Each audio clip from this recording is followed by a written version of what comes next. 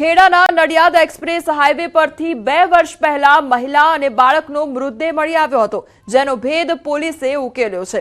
ગત 7 ફેબ્રુઆરીના રોજ Vasad express highway પર ત્યજી દેવાયેલું બાળક મળ્યું હતું। ખેડા એલસીબીએ બંને ગુનાઓને અંજામ આપનારા શખ્સને પકડી પાડ્યો છે। અમદાવાદ સોનીની ચાલીમાં રહેતા મૂળ ઉત્તર પ્રદેશના પ્રતાપગઢના રહેવાસી ઉદય વર્માએ બંને ગુનાને અંજામ આપ્યો છે। પ્રથમ પત્ની સાયરા બાનુની હત્યાને અંજામ આપ્યો હતો।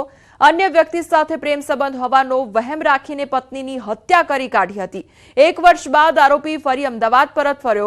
અમદાવાદ આવ્યા બાદ તેણે અન્ય યુવતી સાથે બીજા લગ્ન કર્યા હતા। 7 ફેબ્રુઆરીએ કનૈયાને વાસદ પાસે ફેંકી દઈ દંપતી ફરાર થયું હતું અને સમગ્ર મામલે પોલીસે ભેદ ઉકેલી આરોપીની ધરપકડ કરી વધુ કાર્યવાહી હાથ ધરી છે।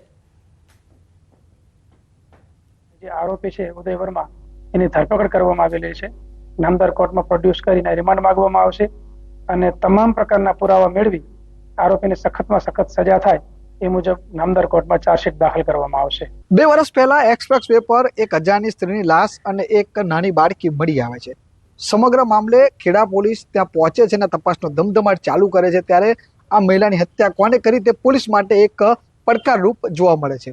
પરંતુ થોડા દિવસો પહેલા જ એક ઘટના એવી બને છે કે અમદાવાદ વડોદરા એક્સપ્રેસ હાઈવે પર એક બાળકને પોતાનો પરિવાર ત્યાં આગળ રસ્તા પર નાખીને જતું રહે છે।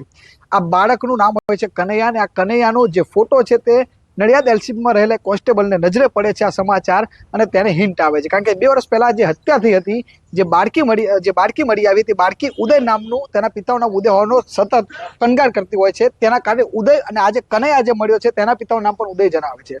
તે દરમિયાન પોલીસ આ જે પેલી બાળકી હતી તેની પિતા કનૈયા સાથે ટેલિફોનિક વિડીયો કોલથી વાત કરાવે છે અને ખબર પડે છે કે આ કનૈયા અને આ દીકરી તેના પિતા બંને ઉદય એક જ છે। એ ઉદય છે કે જેને 2 વર્ષ પહેલા એને પોતાની સગી પત્નીને નડિયાદ એક્સપ્રેસ વે પર મારીને ફેંકી દીધી। પોલીસ ઉદયની તપાસ હાથ ધરે છે અને ઉદયને અમદાવાદ ખાતેથી ઝડપી પાડે છે અને સમગ્ર જે મર્ડર મિસ્ટ્રી છે તેનો ભેદ ઉકેલાય છે। સમગ્ર કેસમાં ગુનો દાખલ કરી પોલીસે ઉદયની ધરપકડ કરી કોર્ટમાં રજૂ કરી ત્યાં રિમાન્ડ મેળવવા તજવીજ હાથ ધરી છે। ઉમંગ પટેલ, ન્યૂઝ 18 ગુજરાતી, નડિયાદ। બનાસકાંઠા જિલ્લામાં ભૂકંપનો આંચકો અનુભવાયો છે। જિલ્લાના કેટલાક વિસ્તારો અને આબુ રોડ પર ભૂકંપ સર્જાયો અને 5 કલાક અને 28 મિનિટે 3.8ની તીવ્રતાનો ભૂકંપનો આંચકો અનુભવાયો છે। ભૂકંપનું કેન્દ્રબિંદુ પાલનપુરથી 34 કિલોમીટર દૂર નોંધાયું છે। બનાસકાંઠામાં ભૂકંપના આંચકાને લઈ લોકોમાં ફફડાટ વ્યાપ્યો છે। 3.3 કિલોમીટરની ઊંડાઈ પર ભૂકંપનું કેન્દ્રબિંદુ નોંધાયું છે। સંવાદદાતા કિશોર અમારી સાથે જોડાઈ ગયા છે। કિશોર, બનાસકાંઠામાં ભૂકંપના આંચકા અનુભવાયા છે, કયા પ્રકારની પરિસ્થિતિ સર્જાઈ હતી? બનાસકાંઠા જિલ્લાના પાલનપુર તાલુકા તેમજ દાંતીવાડા તાલુકા અને ધાનેરા તાલુકાના જે રાજસ્થાનને અડીને આવેલ જે ગામો છે તે ગામોની અંદર ભૂકંપના આંચકાઓ અનુભવાયા હતા। આ ભૂકંપનું કેન્દ્રબિંદુ પાલનપુરથી 34 કિમી દૂર છે અને 3.8 તીવ્રતાનો આ ભૂકંપ હતો। ભૂકંપને લઈને ગ્રામીણ વિસ્તારોમાં લોકોમાં ભયનો માહોલ ફેલાયો હતો અને તાત્કાલિક લોકો પોતાના ઘરથી બહાર નીકળી ગયા હતા। ભૂકંપને લઈને અત્યાર સુધી કોઈ જાનહાનિ કે નુકસાની થઈ નથી, પરંતુ લોકોમાં ભૂકંપને લઈને ક્યાંક ને ક્યાંક ડરનો માહોલ જોવા મળી રહ્યો છે। જી કિશોર, સમગ્ર માહિતી બદલ આપનો આભાર। રાજકોટ સિવિલ હોસ્પિટલમાં ઉંદર પકડ્યા તો પણ નોટિસ ફટકારવામાં આવી છે। એનિમલ વેલફેર બોર્ડના મેમ્બર રાજેન્દ્ર શાહ દ્વારા સિવિલ હોસ્પિટલને નોટિસ આપવામાં આવી હતી। નોટિસ ફટકારનાર રાજેન્દ્ર શાહ દ્વારા નિવેદન આપવામાં આવ્યું હતું। તેઓએ કહ્યું હતું કે ઉંદરો સિવિલ હોસ્પિટલમાં અંદર આવે છે કેમ તે મામલે તંત્ર દ્વારા પહેલા નિરાકરણ કરવું જોઈએ। મેં નોટિસ આપી તેની કલેક્ટરને જાણ ન હતી। ઉંદર લોકોને હેરાન કરે છે તે વાત સાચી, પણ તેને મારી ન શકાય તેવું કહ્યું છે।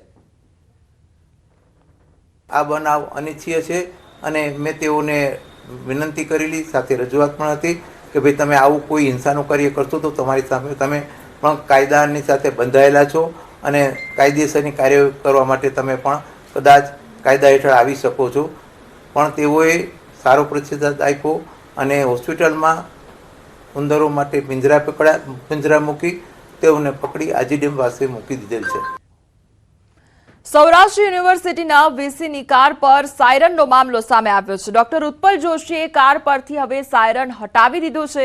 ન્યૂઝ 18 ગુજરાતીએ પ્રસારિત કર્યો હતો આ સમગ્ર અહેવાલ અને આરટીઓ દંડ ફટકારે તે પહેલા જ સાયરન હટાવી દેવામાં આવ્યું છે. પહેલા સાયરન લગાવવામાં આવ્યું હતું, ત્યારબાદ ન્યૂઝ 18 ગુજરાતી દ્વારા આખો અહેવાલ પ્રસારિત કરવામાં આવ્યો હતો. તેના પર સવાલ ઉઠાવવામાં આવ્યા હતા અને હવે આખરે આ સાયરન હટાવી દેવામાં આવ્યું છે.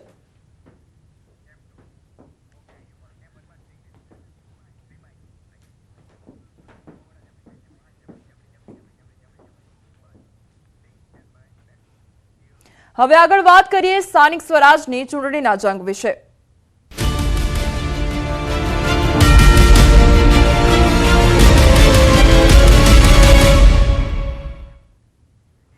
સ્થાનિક સ્વરાજની ચૂંટણીની જાહેરાત થતાં જ તમામ પાર્ટીઓ પ્રચાર કરવામાં લાગી ગઈ છે. ત્યારે આમોદ જિલ્લા પંચાયતની આચારસંહિતા વચ્ચે વિપક્ષે ભાજપ પર આક્ષેપો કર્યા છે. આચારસંહિતા હોવા છતાં તાલુકા પંચાયતના કર્મચારીએ તાલુકા ભાજપ પ્રમુખને આવાસ યોજનાની સનદની ઝેરોક્ષ આપી હોવાનો દાવો પણ કર્યો છે, જેને લઈને આમોદ તાલુકા કોંગ્રેસના કાર્યકર્તાઓ મોટી સંખ્યામાં મામલતદાર કચેરી પહોંચ્યા હતા અને મામલતદારને આવેદનપત્ર આપ્યું હતું તથા